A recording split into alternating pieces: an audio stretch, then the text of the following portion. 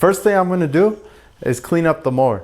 Since I'm going to be changing the oil and greasing the zerks, those are two definite places that I don't want to get any dirt or grime into. When I clean up the mower, I like to use this stuff. It's called ONR, which means optimum no rinse. It's not a degreaser. People use it to do rinseless washes on cars, and I like to use it because it doesn't have any degreasing agents. So whenever I clean off the zerks, I don't have to worry about them being compromised by degreaser. I mix this stuff 20-to-1 in a spray bottle, and that's what I use. Always spray your solution on the towel, not on the machine. So right now I'm just gonna go ahead and wipe it down real good. Try to get any of that dust and dirt away so it doesn't fall into the engine or into the ignition coil. You want to pay special attention over here next to the drain plug because that's where dirt could possibly enter. So I like to use a detail brush just to clean around that area a little bit before I do the oil change. It's probably overkill, but better to be safe than sorry.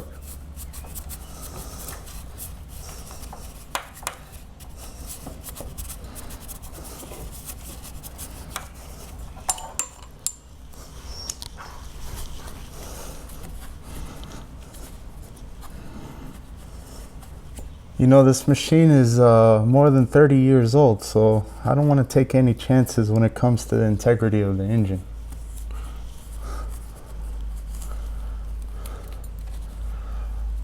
Always clean off the dipsticks too, because when you open up the dipstick, dirt could possibly fall in there as well.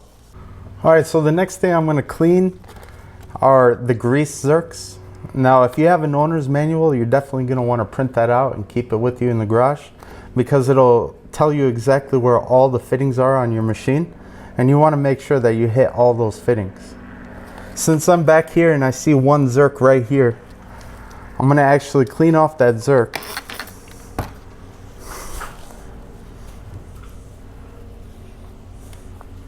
So now that that zerk is clean, I'm going to put my grease gun onto there, and I'm going to pump just a few pumps of grease.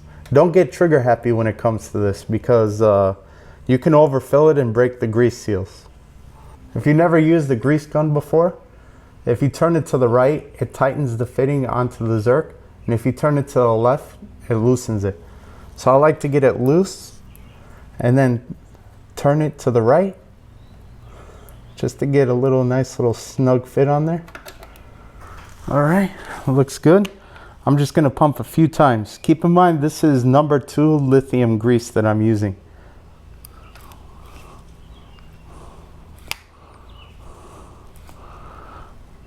Now I'm going to loosen it up. You can see right here that some came out. You want to make sure that you wipe the excess that comes off, and then clean around the fitting. Alright, so that one's done. If I take a look at my service manual here, I can see there are a total of 2, 4, 6, 8, 9. So there's 9 zerks. So I'm going to go ahead and grease each one of those 9. Alright, now that I'm done greasing, I'm going to change the oil. But before I do that, I'm going to start the engine and let it run for a few minutes so it gets warm.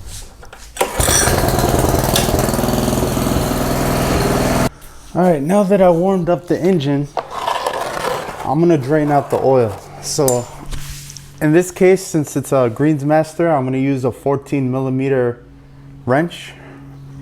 And the drain plug is right here.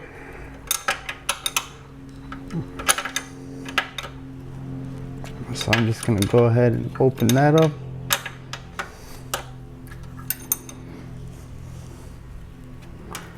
I'd be wearing gloves right now, but unfortunately they're sold out everywhere, so I know I'm going to get messy. You know what, before I do this, it's a good idea to put down some plastic. Because no matter how careful I am, I always seem to drop oil everywhere. I don't think I'm alone when it comes to that. Alright, so I'm going to put this down here just in case. Now watch, since I put the plastic down, I'm not going to drop any oil. So I'm gonna take that drain plug off by hand now. Ooh, some black gold right there. She definitely looks like she needed an oil change. I'll let that drain out for a few minutes.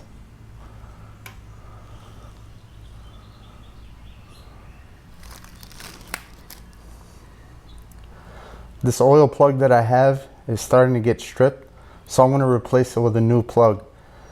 Very important, if you're starting to see signs of your nuts and bolts decaying or starting to strip, always replace them because it will save you such a big headache later. There's nothing worse than a strip screw or a strip bolt, trust me. I'm going to put this formal funnel under here because it looks like it's starting to leak everywhere. Alright, so it's been a few minutes, so I'm going to tip this thing over a little bit. Try to get some more of that out of there. Alright, so it looks like she's pretty good.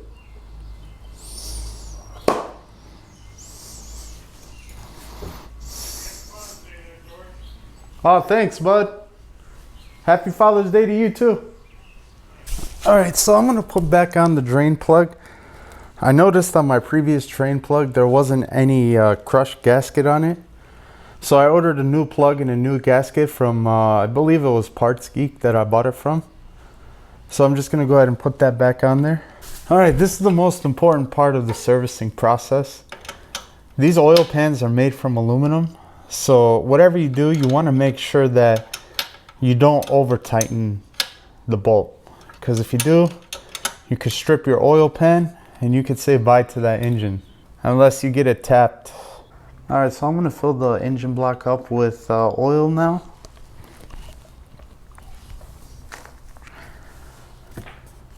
I like to use this Mobile 1 fully synthetic 10W30 in all my small engines. Don't ask me why, I've just been using it for years and it's been awesome. So that's what I like to use.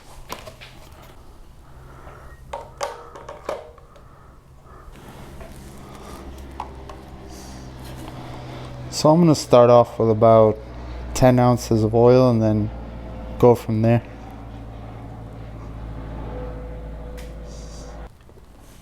That should be good.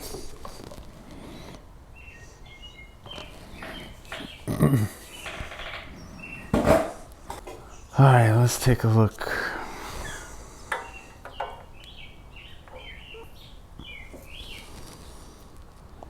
Alright, so that's about halfway up the stick, so that's perfect.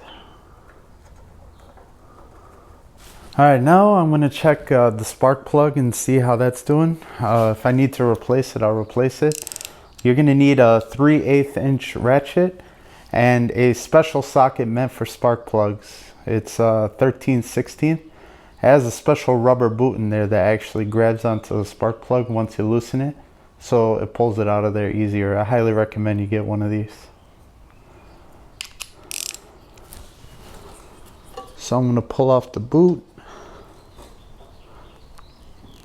Sometimes these boots get stuck. So you want to be careful because you don't want to stretch out the ignition coil that's inside the boot. So just pull it out nice and gently. We'll go ahead and put that socket over there. And we will loosen it up.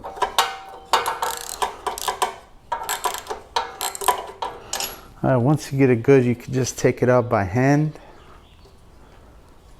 You know, these spark plugs are super cheap, so no matter the condition, if you're buying these things used, I would definitely change the spark plug, even if it doesn't necessarily need it, because you could still get better performance out of the machine. So if I take a look at this plug, wow, that is in bad condition. If you see the plug and it looks like that and it has a bunch of carbon buildup on it, it's definitely time to change it. So if you take a look on the spark plug, you can see this is a BP4HS. So you're going to want to replace it with the exact same plug. If you're not sure what plug your specific model uses, just check the service manual and you can find it in there. So I got a new plug here. This is the OEM NGK plug. Highly recommend the NGK plugs. Don't fall for the hype of those Eco Plus smart plugs or whatever. This is perfect and it's exactly what you need. Be careful, there's a crush washer on here as well. You don't want to drop that. When you put it in, keep in mind this case is aluminum too, just like the oil pan. So you want to make sure that you put it in nice and gentle and that you don't cross thread it. Because if you cross thread this, you're really going to be screwed. So I just put it in there nice and, you know, before I put it in there, these ceramic parts on these spark plugs, they tend to stick sometimes to the rubber boots from the heat. So I'm going to take a little bit of this dielectric grease. I'm just going to put a small smidge on my fingers, nothing crazy, and I'm just going to put it onto that ceramic part here. Trust me, this is going to help you in the future anytime you need to release that boot, because if it sticks on there and it rips out the ignition coils that are inside the boot, it's not good news. It's happened to me before, so don't make the same mistakes I've made in the past. Make sure you don't get the grease onto the connector here, because that's electric and you definitely don't want to do that. So once I do that, I'm going to put the spark plug in there by hand. And once I got it in there nice and good, remember, never over tighten. If you under tighten, you could always tighten it up a little bit later. So do not over tighten whatever you do.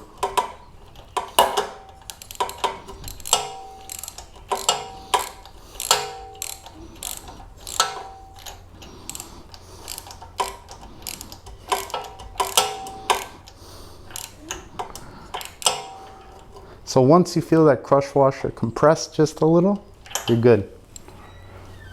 So now I'm going to go ahead and inspect the boot. It looks all good in there. And then I'll just pop that back on. You're going to feel a little click.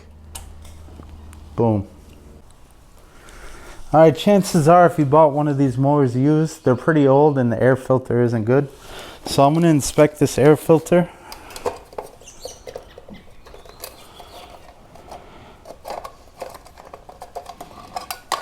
Alright, upon opening, you can take a look. If you take a look at that, you definitely don't want your air filter to look like that. I don't know if you can see all that black and everything. So what I'm going to do is I'm going to replace this air filter completely. It's probably been 10, 15, 20 years since this thing has been replaced. So I got a new air filter here.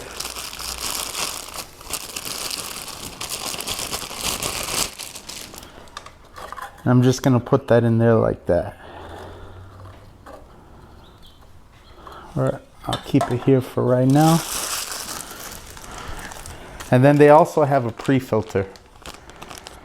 You don't just throw on the pre-filter just like that. You actually have to saturate it in a little bit of motor oil.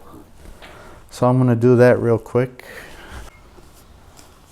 Alright, so I'm going to take this pre-filter, put it into a Ziploc bag, take my motor oil. Don't think you need to drench this thing. So I'm just going to put just a little bit in there.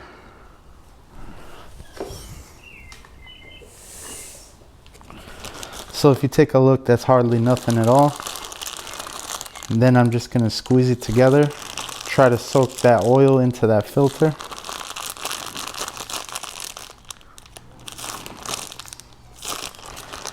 Alright, so it's pretty good and saturated. Since I don't have gloves due to this pandemic, I'm just going to squeeze in this bag one last time, try to get any excess oil out of it. And there we go. You can't really see that there's any oil on it, but there's a little bit on there. And what that does, it actually helps filter the air out. So any air that comes through this, any debris, it actually gets stuck onto this pre-filter before enters this HEPA type filter here. So I'm gonna go ahead and pop that around there like that.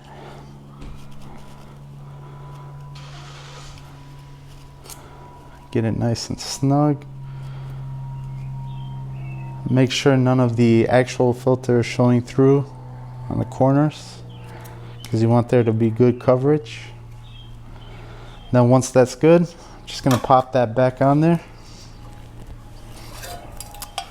and put on the cover. And then boom, she's got a brand new filter.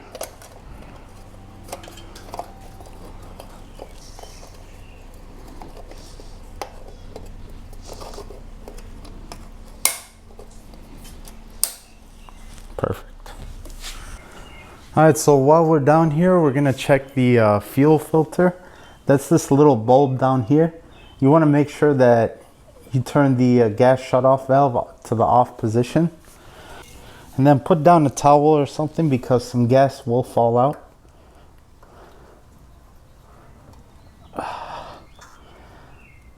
And then this is reverse threaded, so you're gonna turn to the right.